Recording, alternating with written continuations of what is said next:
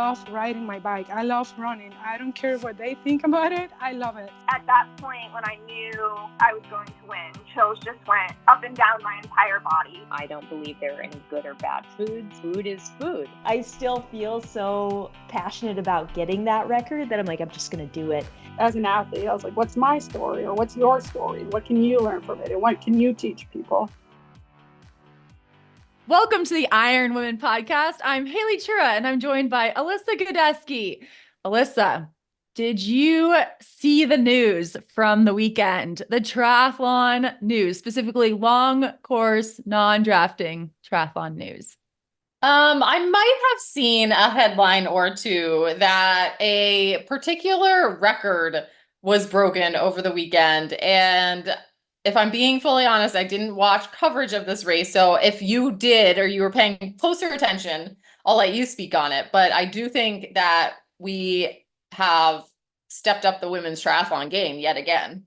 Yeah, that's right. Challenge Roth, I think the start time was around like 12:30 a.m. for me. So okay. I wasn't watching a lot of it. I know. I'm like embarrassed to say I think I was awake, but I was not watching. But I Challenge Roth over in Germany. It is known as a very fast race, but incredibly fast this past weekend. Annie Haug won in 8 hours and 2 minutes for a full iron distance race. Insane. World record by 6 minutes, breaking Daniela Ryf's record from a year ago. And she ran a 2:38 marathon off the bike. And so I did also see the second part of, so I saw the headline that she broke the record, and then I saw Torsten Rad's post on this, and he made a graphic where I stared at this for a while because I was like, am I interpreting this correct? He basically showed her like swim, her T1, her bike, and like kind of showed the differential she was off the record at each particular moment of the race. And it wasn't until I think the second half, the back half of her marathon, that she actually crossed over. Like, I think until that point, I think starting the marathon, she was still like 5 minutes behind, I think. It was like, it was just like a huge Daniela Ryf rode like a 4:20. Yeah, like, true. Bike split, which I think Annie Haug rode like a 4:25. So she did ride a little bit slower than Daniela did last year. But I do remember, because it was last year, the race was the same day as Coeur d'Alene when I raced. And it was like that morning we were like waking up to do Ironman Coeur d'Alene, and we're getting like Daniela's bike splits. And then when I was during the race, when I saw like 4:20 go by and I was like at mile 96, not close to 112, I was like, okay, well, this is not my Daniela day. But Coeur d'Alene has a few more hills, I think, than it's a slightly different course. Different course. Yes. Yeah. I was still doing very well for me. But I mean, I thought Daniela's 8:08 last year was so incredible. And for Annie to come out and smash it, 8:02,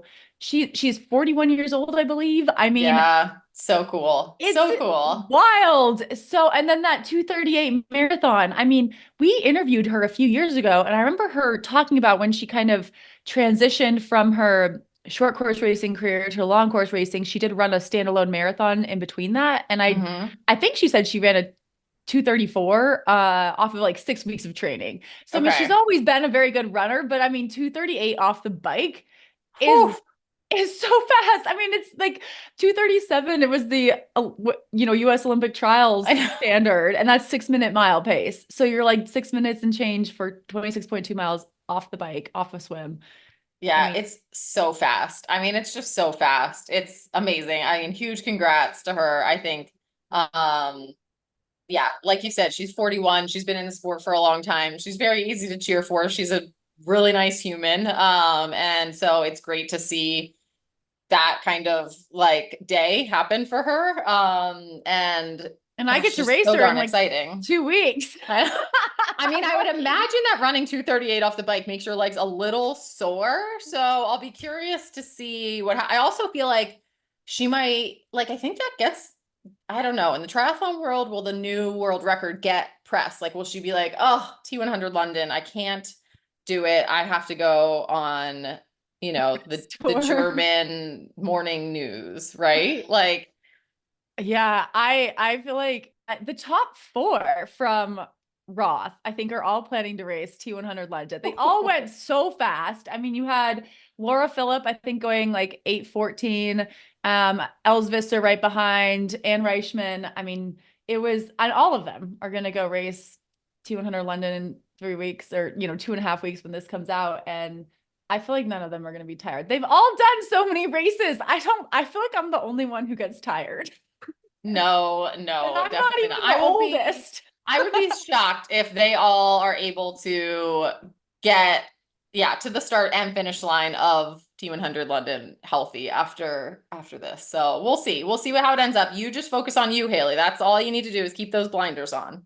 Okay, I will say, okay, this past weekend, I had a kind of wild Saturday morning, and Swimming wild, or a bunny in your garage wild, or well, okay, I was just, this happens sometimes. I was just like so anxious Friday night leading into Saturday. I don't know why, because I'm a human with a brain, I guess. And I just woke up like so anxious and like just I was just like, okay, I'm just going to go do this ride. I had a long ride with some intervals, and I was actually thinking back to like our India Lee interview a while ago, when she was talking about like when she's had down moments, and she was just like, you just try to do the next right thing. So it's like, okay, I'm just going to take this 1 minute at a time during my intervals.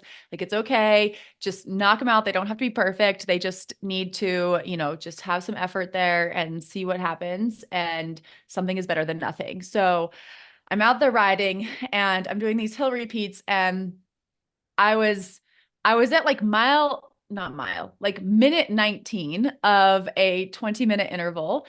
And this like truck passes me, and they pass like so carefully, right? And I'm like, wait, is this my mom? Like, do I know this person? Because they were passing so kindly. And I'm like, oh wow, that was very nice. And then they pulled up ahead and pulled off to the side, and then this woman got out, and I was like, do I know her? And then she like gets out, and she's like, are you Haley Chura? And I was like, oh my gosh. And so I did like pull over, and I was like a little bit out of it, because again, I was like doing an interval and just very much in a negative headspace. And she's like, I'm Megan, and my husband and I cheered for you in Kona. And it was so kind, Alyssa. Like I was honestly like, they both got out. I like got to shake their hands, say thank you for cheering. They recognized me because I was like in my kit and everything. And we thought that was you. And it was like exactly what I needed in that moment. And I mean, I like turned around to like recover down the hill, and I was like almost like crying happy tears, because it was so nice and it made me feel so good. So Megan and you probably made their day too. I'm sure they like went on the rest of the day and the weekend being like, you guys, guess who we saw? And like any triathlete friends they have are probably so pumped. Yeah, they were on their way to go hike. And so but yeah, I was like, thank you for passing me, so nice. So there's another thing, if anyone's out there driving, cyclists do appreciate it if you pass, like if you slow down, move way over. I mean, we may not like always be able to say thank you, but I do appreciate it a lot when you have that patient pass. But yeah, it was a good reminder that you can kind of make someone's day, and they made mine. And yeah, maybe I helped theirs, but it was cool. It was a cool reminder to just like our community, our triathlon community, and how it can be bigger than you think it is.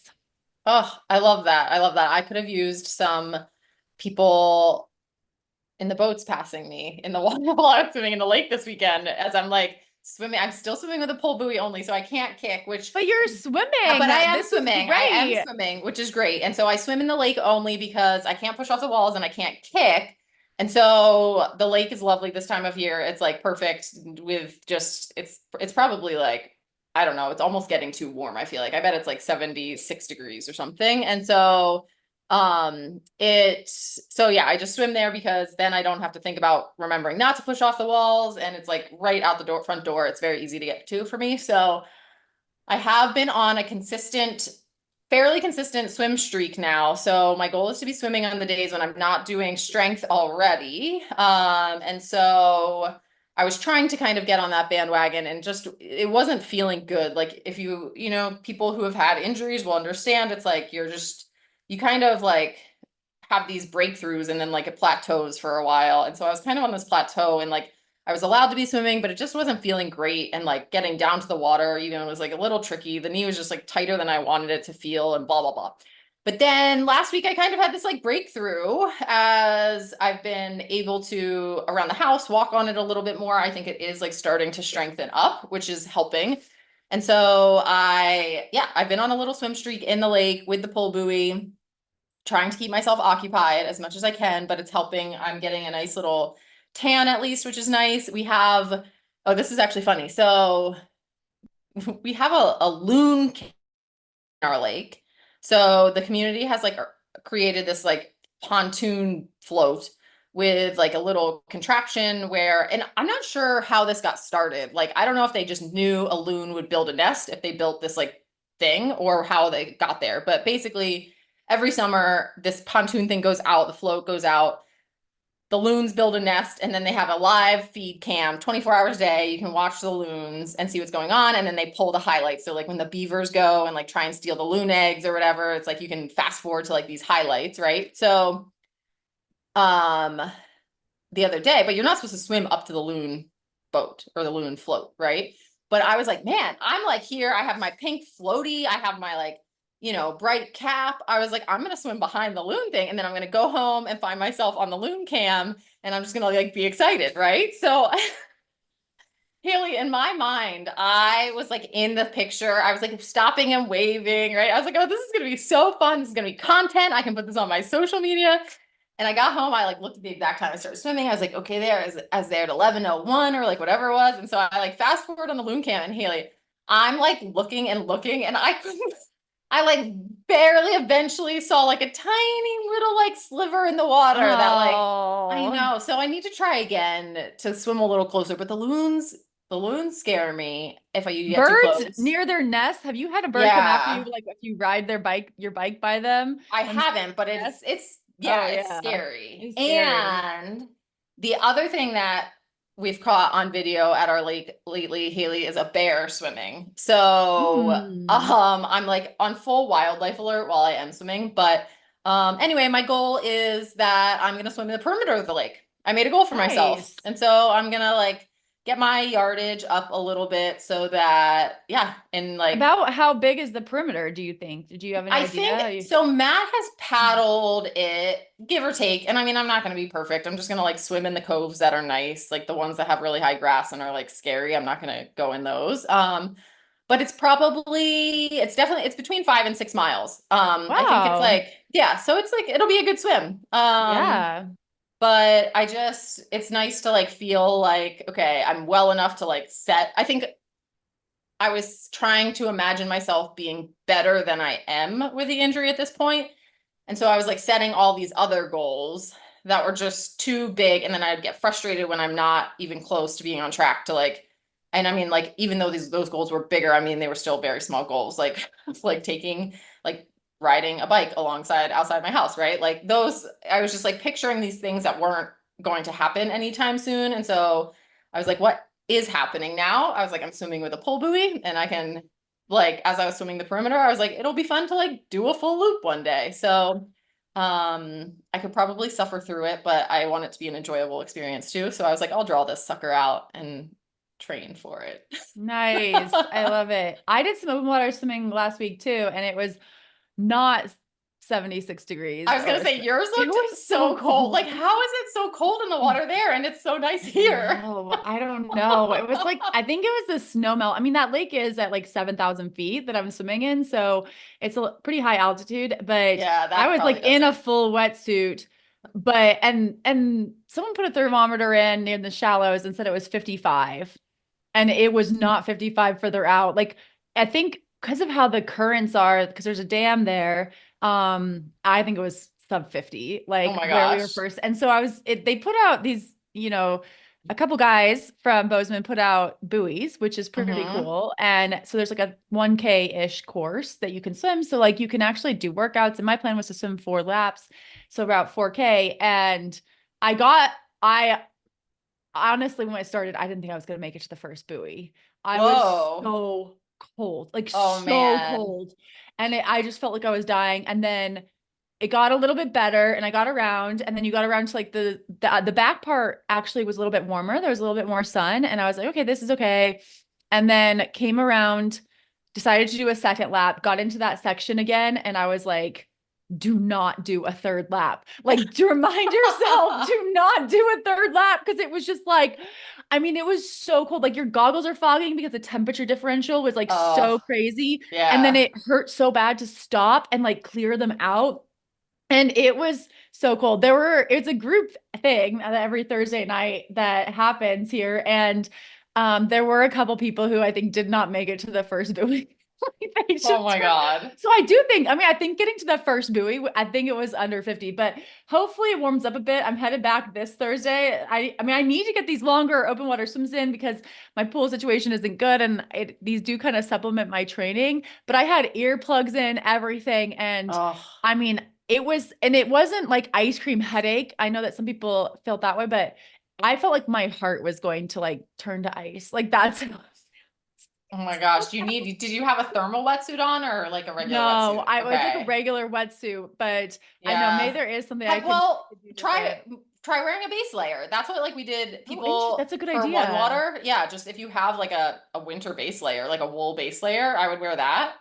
Okay. And then if you don't have that, any shirt would probably act as a base layer. That's a really good idea. Yeah. Oh, thank you. Thank you for this. Like, yeah, your one water tip. Well, I never would have thought of that. I would be like, what? Wear like a shirt under my wetsuit? But like it's the same thing. That's basically a what thermal. Yeah, that is what the thermal wetsuits are. I bet it'll make it. You have to go now because I want to know if it does make a difference. Okay. I'm going to do it this Thursday. So I'll report back next week, but it is beautiful out there. And like, I mean, it's really fun, open to anyone Thursday nights. And it's just like, it is like a fun thing to do, but I was not expecting it to be that cold. And I was like, what was I out there? I can't remember what day we were out there last year, but I think it all kind of depends on the snow melt and how much snow there was. And like and then it's been a pretty mild intro to summer here and compared to the rest of the country, although this week is warm here, very warm. And so hopefully, I mean, just a couple degrees would make a big difference. Yeah, I bet. Oh man. But tis the season to do some open water swimming. So hopefully some of our listeners are getting out there and doing some swimming as well. Yes. And Haley, I opened our mailbag this week and we have an empty mailbag currently. So if people want to write in and ask us race questions, training questions, whatever your heart desires, please send them into ironwomenpodcast@gmail.com. I will say last week I did put out a call for tips on like navigating London with a bike. And I did get an email from Sam Rothberg, who is actually one of my athletes, did her master's, I think, in London, and sent me like a very great detailed email. So thank you to Sam. But just for helping me kind of navigate London. I'm feeling a little bit less anxious about that part. And also just like, okay, I'll figure that one out. It's going to be okay. So yes, thank you to Sam for that one. But yeah, if anyone else has questions for us, I guess that was my call for answers, but questions, or if you have answers for us, IronWomenPodcast@gmail.com.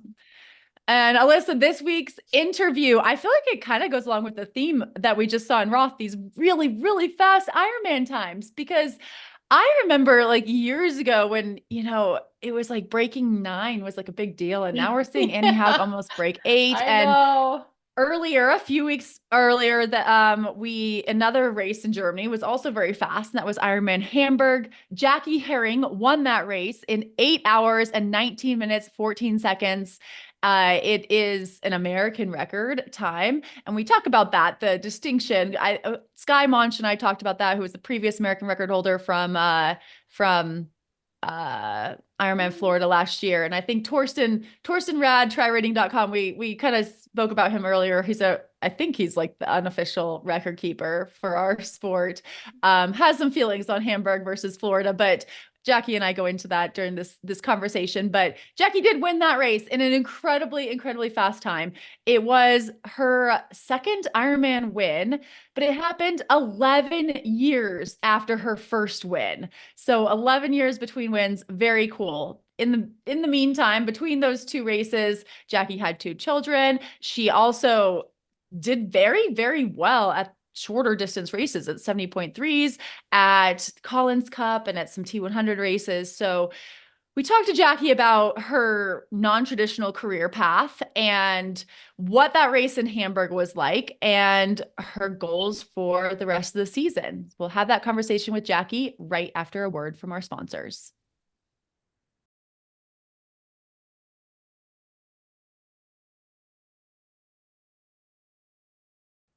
Hi, Jackie. Welcome back to the IronWomen podcast. Hi, Haley. It's great to see you. I have so many questions because I've been wondering all about you. So this might be the Haley podcast. That's so nice. Usually on here, I'm the one who gets to ask questions. But okay, wait, we got to start with Ironman Hamburg because you just had a huge, huge win there. 8:19:14, 8 hours, 19 minutes, 14 seconds. Most of our listeners can't appreciate how fast that is. It is so fast. And it was your second Ironman win, which I think is so cool, 11 years after the first. So I am curious though, it had been 9 years since you've even raced a full distance Ironman. Going into Hamburg, did it feel like you were a rookie? Did you feel like you were like doing your first Ironman again? Or were you like, oh my goodness, I can't believe I'm back at this? Yeah, it was kind of weird, like mixed feelings on that. I felt a bit of rookie feelings just because, I mean, yeah, it had been so long. I was completely had that rookie oblivion, like you don't remember the actual pain that is Ironman. So I had that going, which I think is a good thing, honestly, because now I'm about to do another one and I'm like, oh crap, the memory is still too recent. I know how bad it is, but you know, at the same time, I also had a lot of like confidence in my body and my racing ability and just having that many years of experience. So it was a very strange mix of emotions going into it, I'd say. And when we had you on the show, I think it was several years ago now, you're a big advocate for taking breaks. And I think it was more in the context of you had taken a couple breaks to have children. But this 9-year break you took from the Ironman distance, did absence make the heart grow stronger in terms of your feelings for that distance of racing? Yeah, I guess so. I mean, anyone who had spoke to me during the time that my kids were little, up through, I mean, even partway through last year, I said like hardcore, no, I will never do another Ironman. I'm not doing it. Been there, done that, nothing to prove. But I don't know what it was. If it was the Pro Series that just gave me just enough reason to want to do an Ironman again, like the idea of having to do 3 full Ironmans, like the whole series itself seemed like a large enough challenge that just kind of was like, huh, I wonder if I can actually do that. So I think just the allure of completing the whole series sounded like a nice challenge. I'll admit I was a little surprised. I feel like it must have been Milwaukee last year at the PTO US Open in Milwaukee. So last August, I saw you and your husband at some point. I think one of you, it might have been Mark who said this, who was like, Jackie's probably going to go back to Ironman because the distance suits her better. And I was shocked only because you have done so well at 70.3s for so many years. And I'm like, oh, dang. If Jackie is doing this well at 70.3s and we are thinking that Ironman is going to suit her better, watch out. Like, that's incredible. And is that the thoughts that were going through your head as well? Yeah, I mean, it turns out I'm just not a naturally fast person at like, I mean, fast is relative, but you know, I could never be an Olympic distance athlete. I could never be a sprinter in the pool. I've never been good at short things. So I do think this suits my physiology much better. And I was fighting it and I didn't want to, there's no way I would still be racing. If I had done Ironman all these years, I'd be so dead. And so I'm really glad that the kids made me step into and figure out how to race 70.3 correctly. And that was a fun challenge. And I love 70.3. But it was really hard for me to get good at 70.3. It was like fighting myself to harvest any fast twitch fibers that might be in there. to try and be fast. But I mean, man, I love the Ironman training. I love not having to do so much hard stuff and just do it all day. It's much more enjoyable for me. Yeah, so I guess that's what I'm doing, and I truly am enjoying it. So your previous Ironman win came in 2013 at Ironman Wisconsin, your hometown race. You finished in 9 hours and 47 minutes. So in Not Hamburg, fast. well, okay, they are very different courses, very, very different courses. Well, But and Hamburg, I mean, you know how much racing has changed since then as well. I right. mean, that's a Yes, whole let's talk different. about that. I mean, you're almost 90 minutes faster 11 years later. What has changed? Well, there was no carbon shoes back then. If Okay, anyone can remember that. so the Marathons, 252 that the 252 marathon off the bike, you know, the shoes, you think the shoes helped with that? I think at least 10 of those minutes are because of the shoes. I mean, I ran a decent marathon at the end of my Ironman stint way back then, but yeah, I mean, also I think women get better as they get a little older. You know, once your body matures a little more and you learn how to fuel and you learn how to take care of yourself, I think most women, of course there's some ladies like Lucy Charles that's going to be really fast in her 20s, but I think most will kind of hit their stride in their 30s. So it's just totally kind of different life perspective and changes in technology, presumably on the bike as well. Yeah, probably. Yeah.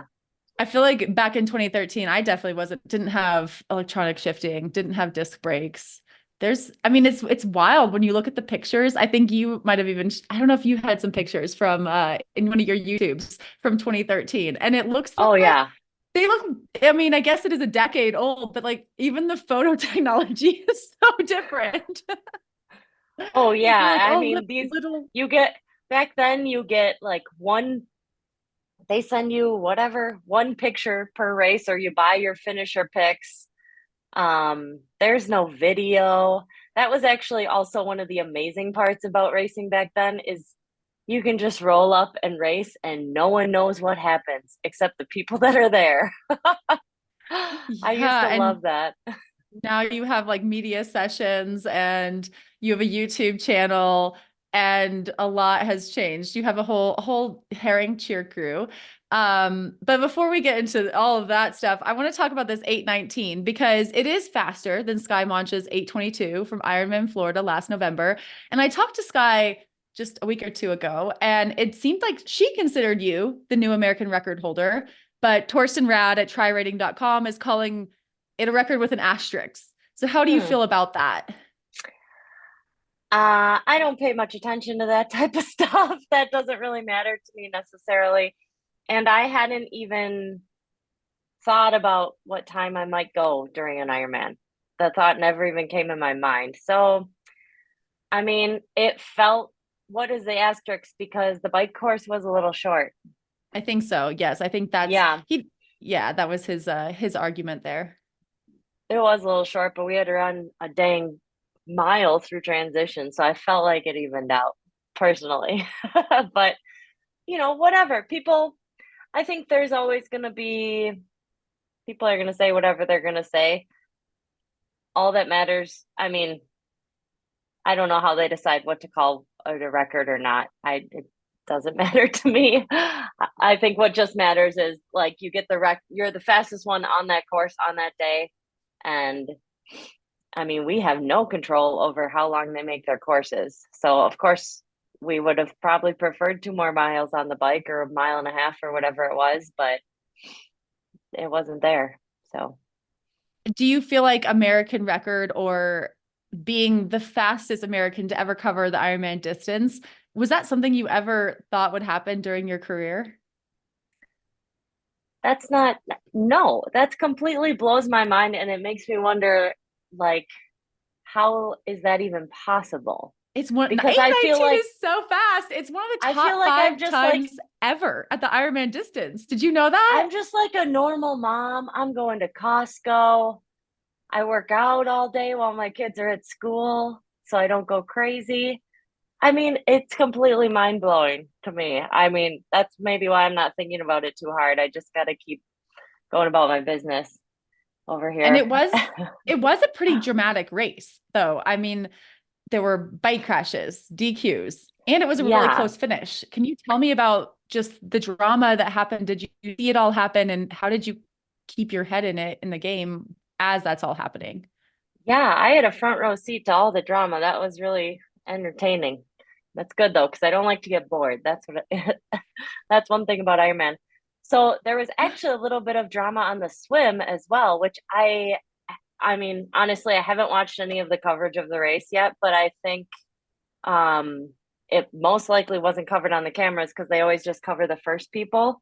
And I got dropped because I didn't want to start too fast because I forgot in Ironman now that people go fast. And the girls like swam off to a like boat buoy.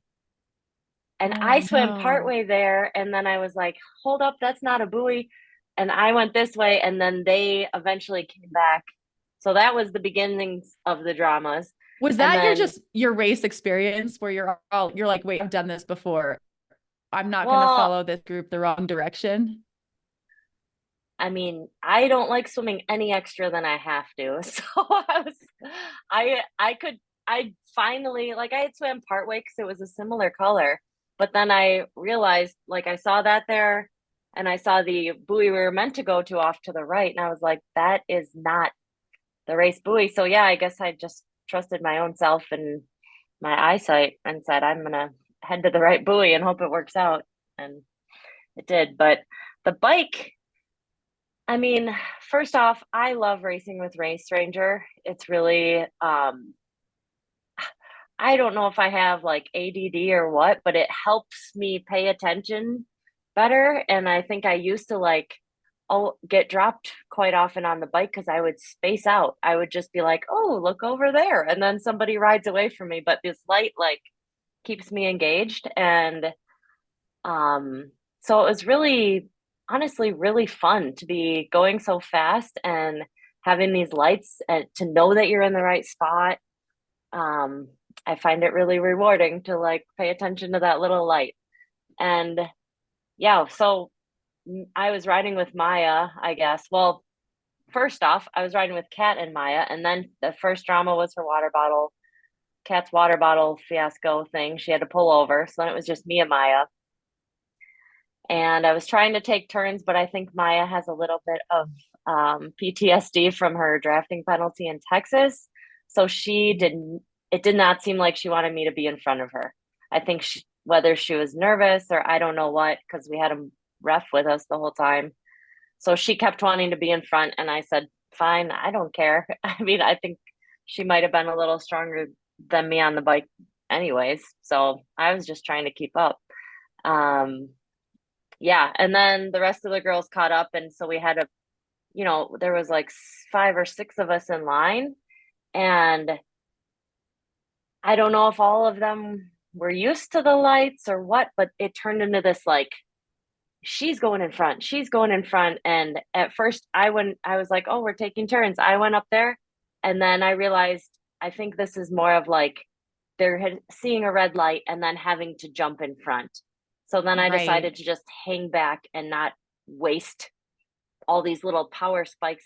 Make no sense in Ironman. So then I just went to the back and just was sitting there while they did all this back and forth thing. And then we had the crash. And then Kat ran into a barricade.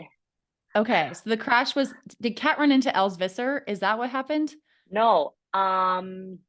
Sarah Spence. Oh, Sarah Spence ran into Els Visser because she was like head down, didn't look up in time for this like full U-turn. And like by the time she looked up, she couldn't stop and just rammed right into her. I was right behind them. So I had to fully stop and like cut like the inside of the corner, like using my shoe as like to get like myself moving around this corner. Kind of thing. I'm like, yeah. You're like Fast and the Furious, Hamburg edition. Yeah. Oh, wow. And then, so they both stopped but then they did both continue the race.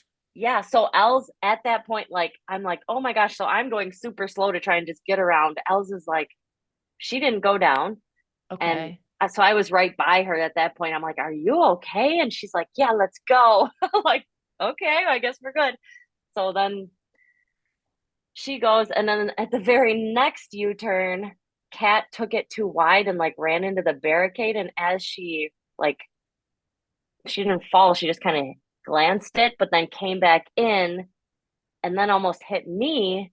So then I had to like unclip again. I was like, okay, now we're on Operation Make It to the finish line of this bike ride, like without anybody hitting you. So that Oh, was and the it main wasn't event. bad. It wasn't like bad weather No, or wet roads or anything like that. It was just race dynamics and it how was. tight the racing is right now. Yeah, I think it was because we were all just close, as close as we could be together. We were trying to stay together. Well, after all those fiascos, Danielle Blamuth was probably like, screw this, I'm out of here. I don't want to get in. And then that's when she dropped us all. So, Wow. And so through all that, your mindset is, well, one, this is entertaining at least, and I'm still upright, but also like keep myself upright, like keep the main thing, right? Like you have to get to yeah, the like end of this Operation finish. Finish the Bike Ride. And Okay. then And also, like, once we got rolling, it was also Operation, because I got like yo-yoed off the back, because at that point when Kat came into me, I was at the back and I had unclipped and fully stopped. And then there they all go. So then it was Operation, took me like 20 miles to catch back up to Maya. So it was quite wow. a haul. That And was when the hardest part. you're thinking about how fast your times was, 8:19, 4:25, I think, bike split with stops. That's It's insane. really strange. That's what all of us at the end of the race, we couldn't actually figure out how that ride was so fast, because like, yes, we had a really nice tailwind on the really long flat section, and we were going like as fast as a bike can possibly go. Like, I had my good, you big fast gear on there. So that helped, but we're using all our gears as fast as we can, riding in a straight line. Um, so I guess that just makes up for all those fiasco moments. Right. And then you make it off the bike. And at that point, did you know Kat Matthews had been disqualified? Yes, because I saw her on the side of the road. I saw her when she turned around. So I think I had caught back up to Maya at that point. And so it was me and Maya, and the other girls were a little further up. And Kat was just stopped on the side of the road. And my first thought was, oh my gosh, is she really giving up? Like, did she get a penalty and now she's quitting? Like, that is insane. Surely she's going to change her mind. So I was expecting her to ride back by me, because I thought, she got a penalty. She's just pissed. She's going to work it out and she's going to decide to keep racing. But then I think I figured out she was gone when she did not come back by me, because she would have passed me again. And yeah. So at the end of the ride and she wasn't there, I was like, okay, that makes it a little easier. Well, going into this run, you have become one of the fastest runners at the 70.3 distance over the last couple of years. And we've seen you have just, really, really good run splits, but a marathon is something that's slightly different. Was it a goal for you to have a fast marathon split? Did you want to get way under 3 hours? Did you think that was possible? It is so strange. Uh, I'm so focused on just doing my training on the day to day. I never actually thought about what marathon time I might run. Not a Really? single thought. I had a loose thought that most likely I would run under 3 hours, but hadn't had a thought beyond that. So you hadn't done specific pacing sessions trying to hit that time. You run mostly by feel? Yeah, and I mean, I only just to back up the train a little bit, I only started running like that week before Miami. Right. So I had March, run early March. early March. So I was building up my mileage to be able to race in St. George. So pretty much I was doing my normal half marathon training to do St. George. And then the week of Chattanooga, I threw in an 18 miler to like check and see if I could run longer than 13 miles. But this is where I think I can just keep doing my same run training because I think it's all about the swim and the bike mileage for me. Because I think Wow. the run, I think everybody breaks down and feels like crap on a marathon. It's not about busting huge run miles or specific workouts. I think it's about bike fitness. Okay. So I did like pretty much 15-hour bike weeks from January through today, through now, still doing it. And that's the big thing that changed for me. I made no change to my running. So I just thought that probably if I started running and kept running, I would just keep running. And my body would know what to do, and I'm good at, I like things when they get really hard. I enjoy that. So I figured I could just tough it out. And where does that come from? Liking things when they get really hard. Has that been your whole life, or is that something more recently developed? No, I mean, I think that's why I started Ironman in the first place. I mean, this is a long story and we're not really a psychoanalysis podcast, but um there's a We lot of can be reasons whatever you people, want to be. yeah, there's a lot of reasons people start endurance sports, I think. And for me, it was like, a bit of an escape, a bit of seeing what I can do and seeing, how hard I can like push myself and my body, and yeah, I just like it when it turns into like a mental battle and you have to like, keep control of yourself. I struggle with that a little bit myself, but I think when I've had some of my best races, I do think back to 24-year-old me in my first Ironman. And I admire that version of me so much because I had no idea what I was getting myself into. I was so young. And you were similar. I think you were like 22, 23 when you did your first Ironman. And I'm like, wow, what a courageous person. I'm like, I need to do this for her because she had the courage to get me started in this. And, we got to keep this going. Yeah, I thought about that. Actually, I thought about those early years a lot when I was training for this. Like, I think the further you get down in something, the more experience you have, and almost the more you overthink it and put this made up pressure on it for no reason. And when you're young, you're doing it for the pure curiosity of it. What will happen if I go do this race? What will happen if I do, you know, can I do this long of a bike ride? I remember some of my first 100-mile rides and just like the absolute epic bonks I used to have. And it never deterred me. It was just like, oh, better eat some more snacks next time. And it was just because you're doing it for the exploration of it and for fun. And I really tried to get back to that this year, and I think that was like a good kind of headspace to be in.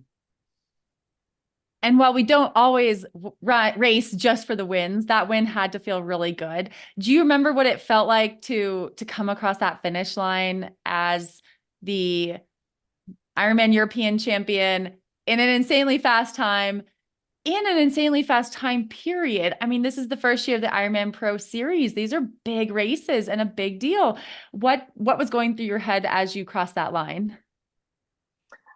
I mean, besides just being relieved to be able to be done running because I was in so much pain, I was just so happy and honestly really proud that I could do that. I wasn't sure. I mean, yeah, I guess I could say I wasn't sure that I could do that or that my body would do it. You never know for sure until you're out there doing it.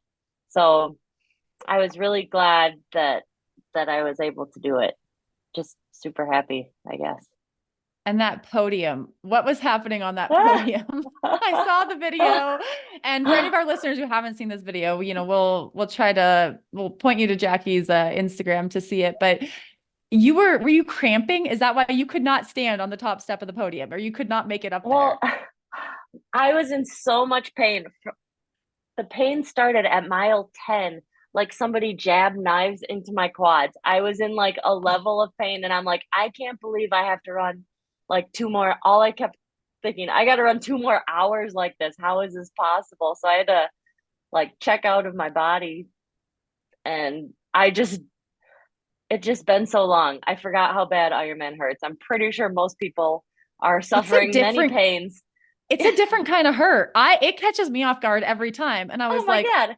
what is this? I can do, and that's where I'm like, I'm really glad I did this, because half Ironman just doesn't hurt that bad for that long. It's just different.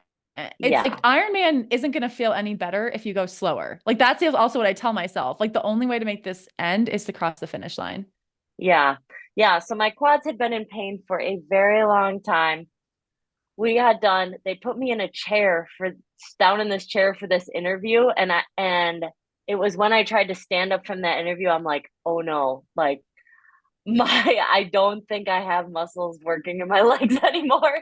And then we had to walk over to the podium, and I was like, oh my gosh, the steps were like, it was like the tallest podium I've ever seen.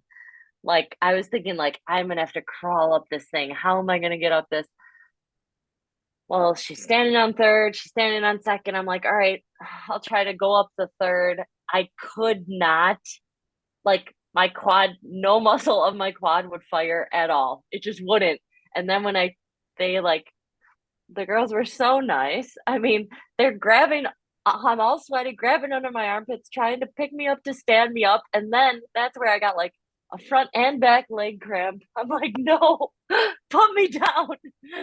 It's like, oh, it ended up being an so iconic seated podium with you as the champion, Maya Stage-Nielsen in second, Danielle Blamel in third, a great selfie. I mean, it still was it was very honest, and you obviously had all given your everything into that race. So we love to see it. But I am curious, have your kids gotten their hot tub yet?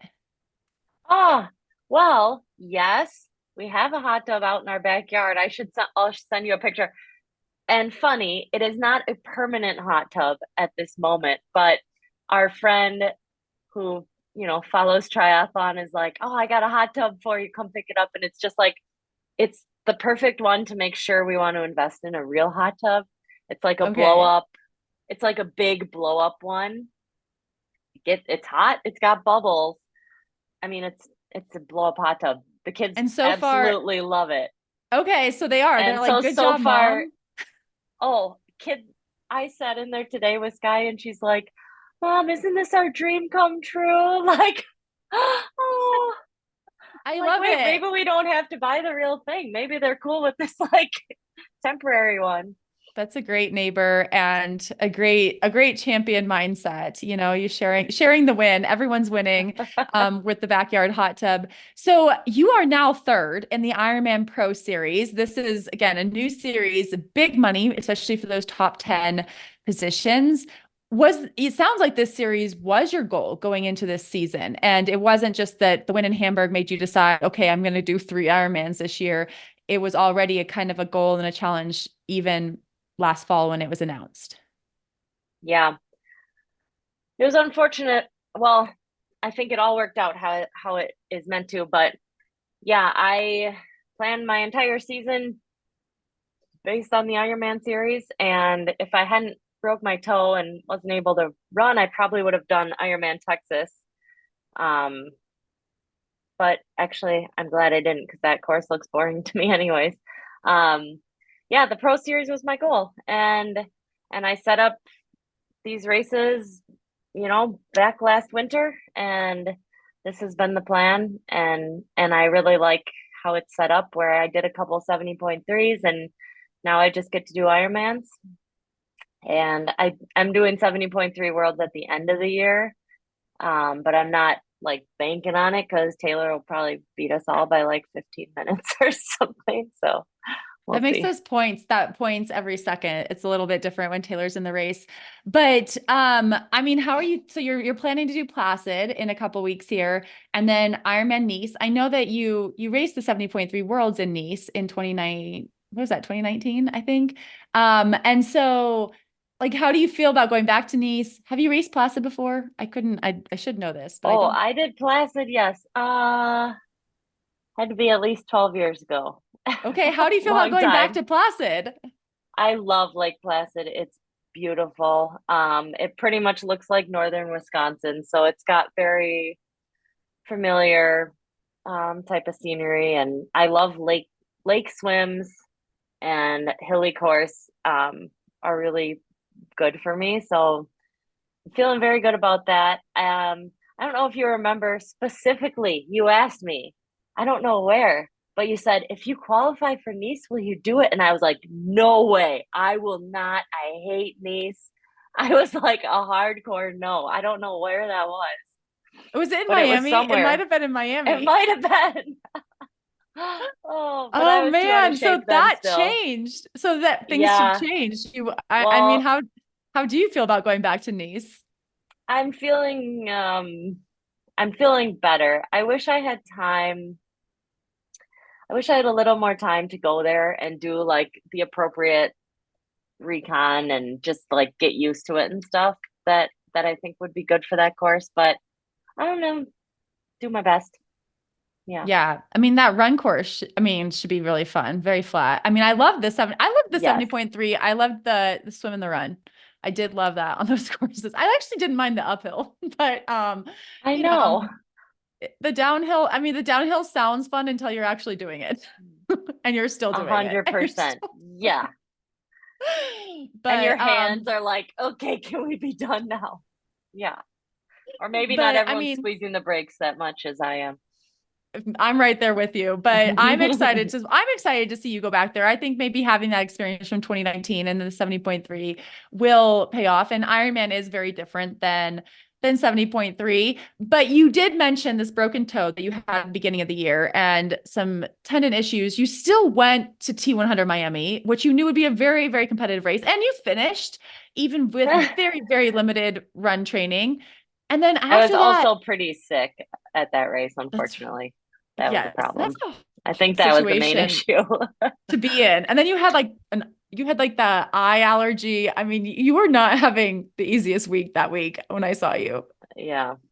but you still made it and you did finish, which it was a really hard race. It was actually like really hot, really, really competitive. And like, I feel like you get some, extra mental toughness bonus points, but after that you took off. I mean, you got healthy. It sounds like third in St. George, second in Chattanooga, the win in Hamburg.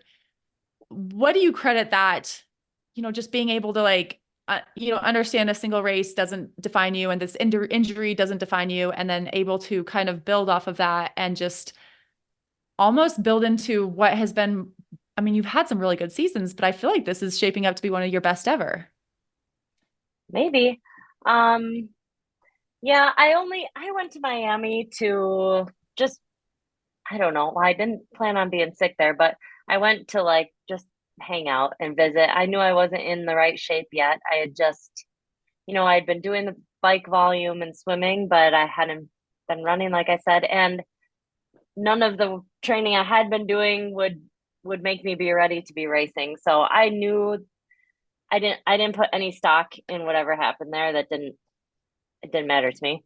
I knew I just needed to be holed up and get in a couple more months of training before I'd be ready to be good. So that didn't it didn't really matter. I was just happy to finish and I Is felt that good just about that. past race experience that you're like, okay, I'm not at my best, but this is going to help me get to where I need to be? I don't think it helped me at all. Actually, I really just went to socialize. Um, Well, you helped and maybe me. You that's helped me on the run. I vividly remember you cheering for me and telling me I was having a good race. And it was one of those things where I was like, when you're in it, sometimes you're yeah. like, it's so hard. And it was like, oh my gosh, Jackie's telling me I'm having a good race. I'm having a You good race. And were. then I caught another like wind on that run, and it got me through like the second half of that run, which I really appreciate. So thank you for being Yeah, there. and And I do think that was on a that part of course it. on that course in particular, you're slogging out there by yourself in the dark. I mean, and I was lapped. So I got the chance to cheer on all the people who were having good races. And I really enjoyed that. And I love, it's not often you get to have a front row seat to be in it. But I mean, I wasn't in it.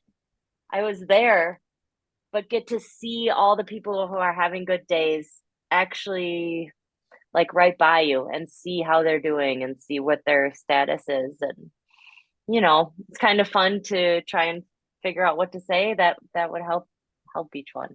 I enjoyed And that. then in the not very distant future, you get to be the one having the great day. You never know what can happen.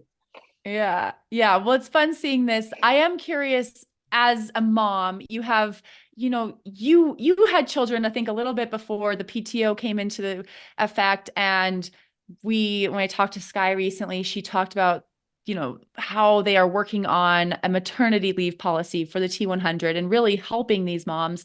And it sounded like her relationships with her sponsors are really solid and a lot of support. And I don't think that was the case. And your children aren't that old, but this has come about very recently. What is it like for you as a mom to watch these newer moms get so much support?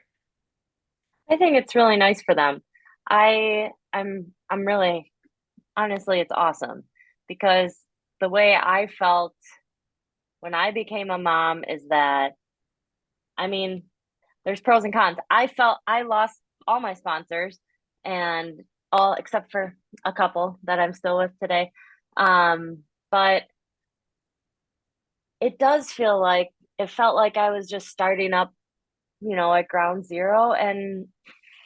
But I was okay with that then because before kids, I wasn't really that good.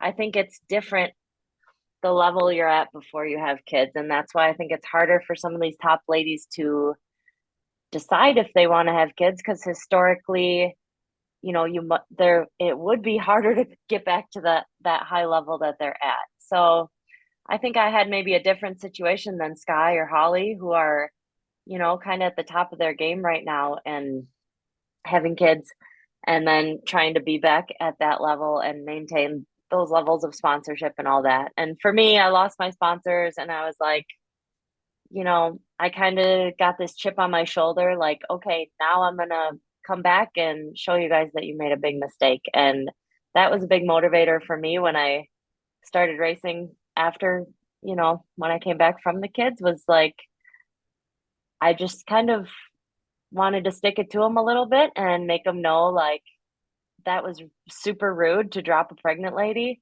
And if I tell you I'm going to come back racing, I'm going to come back racing.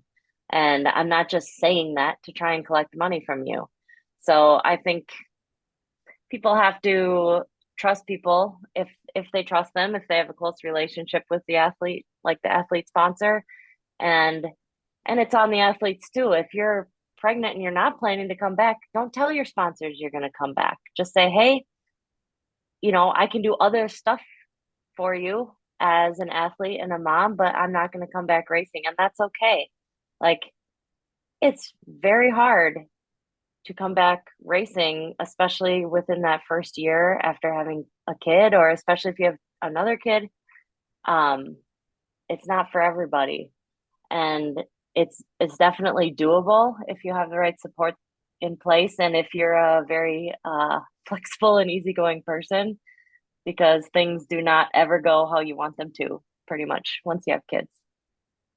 But now you get these iconic images. Like I think we saw it in St. George. Your daughter was there waiting at the finish line when you Yes. came across, and it was pretty cool. It's pretty cool that she's old enough, I think, to appreciate what you're doing. Yeah, now they're old, and now I could say, like, in quotes, like it's easy. Yeah, they're 6 and 8, and yes, I get the pictures I always dreamed of with hugging my kid at the finish. So yes, that's fun.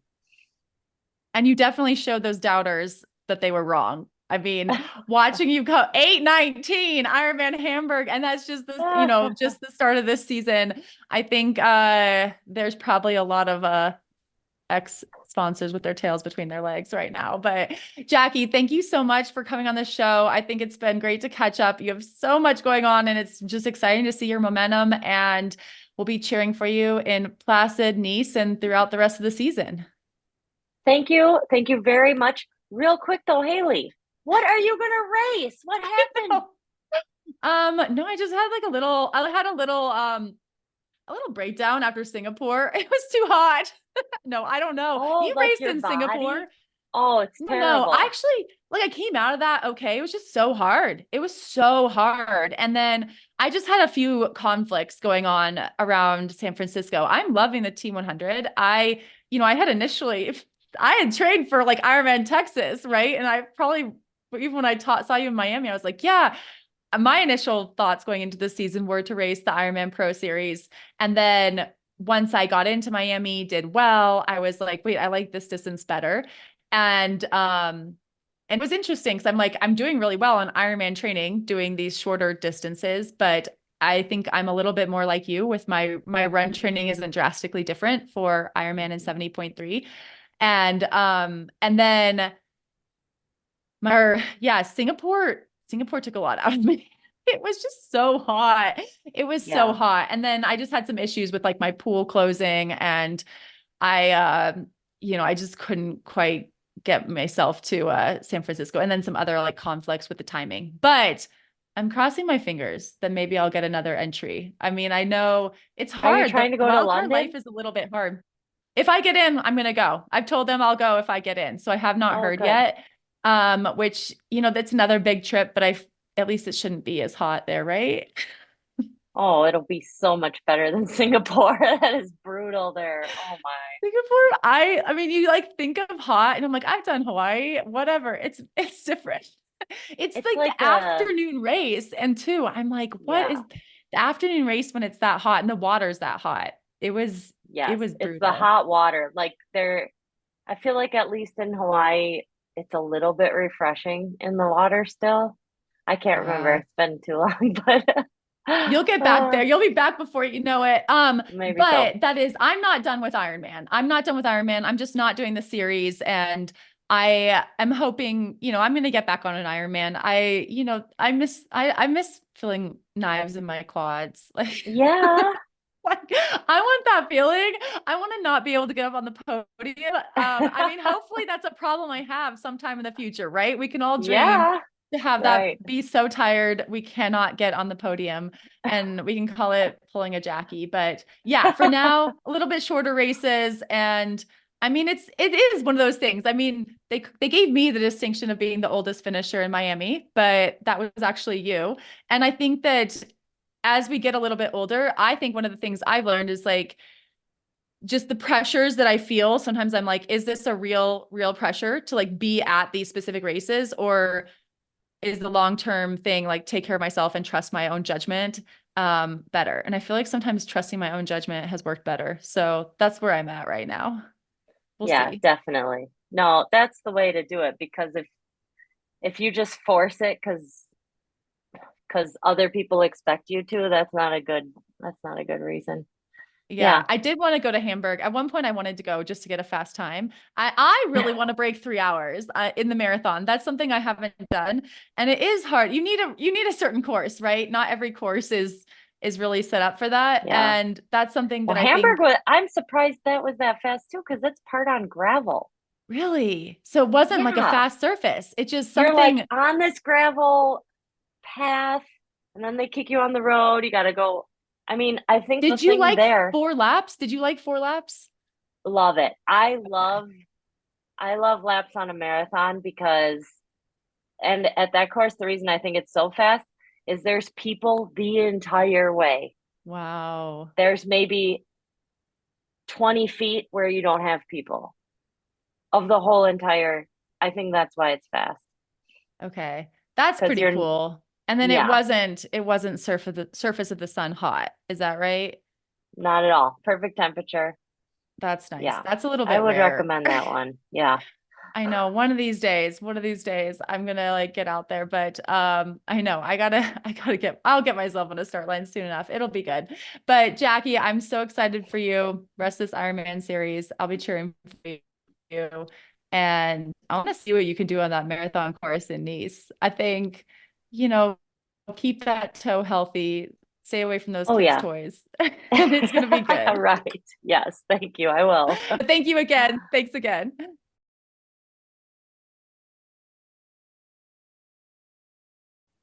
Alyssa, Jackie will be racing in Ironman Lake Placid, which is happening next weekend.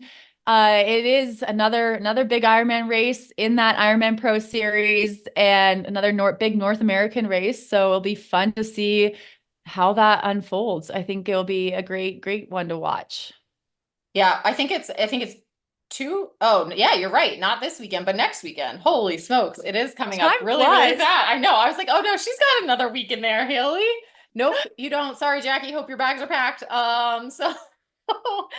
It is coming up fast, and I'm excited to watch the coverage of that. I believe it's being broadcast. I'm considering / hoping to go in person, but it will depend on I'm after the Ram adventure. I'm like trying to be good about not overdoing it with my knee on an upward trajectory. So I'm going to see how I'm feeling and how it's doing. How far is Placid from you? 2.5 hours. Yeah. That's not bad. 2.5, 3 hours. Yeah. So compared it's to the entire United States. I know. Yes. And I can drive the speed limit to get there, and I won't be driving a giant RV. So it'll seem like a breeze. So I don't know. Maybe Ironman is hard. There's like no really easy way. Do you have a lot of athletes racing? Actually not really. It's like Amy and Dave, who I just saw at Ram. Wait, the 2 of your 4 team members from Ram are also racing Placid. Didn't Ram just happen like a week ago? Yes, basically, yes. And so they have a lot of bike fitness, right? Totally. I mean, that's what they're banking on, I think. And so I would love to go see them again and then see them race. So I don't know, but I'm trying to because I don't have one of my athletes racing like that I coach. I am like, okay, if I have to skip something in this near future, that might have to be it, but there will be coverage. But Lake Placid is so lovely. So I don't know, keep your fingers crossed, everyone, for my knee. We'll see. Yeah.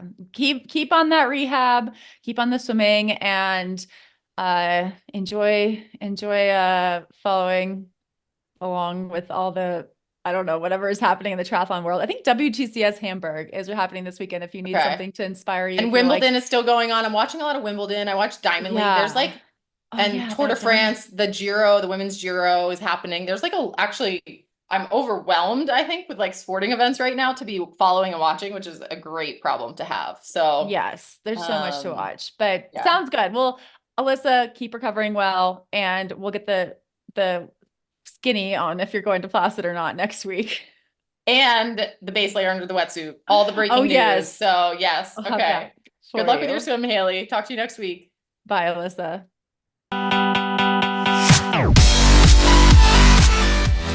You've been listening to the IronWomen podcast hosted by Haley Chura and Alyssa Godesky.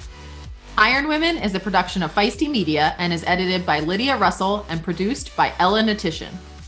Head to livefeisty.com to find more podcasts, stories, and fresh perspectives. Thanks for listening.